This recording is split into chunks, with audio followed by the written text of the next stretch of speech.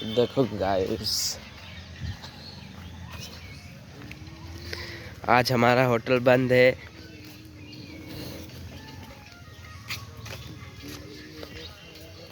आज गणपति विसर्जन है, इसलिए होटल हमारा बंद है। देखो गाइस,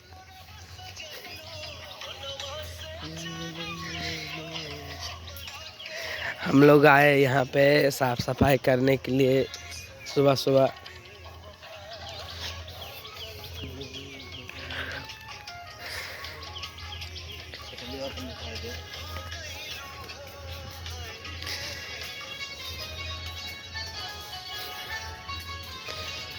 ये देखिए गाइस, ये है हमारा सेक्शन फैमिली का।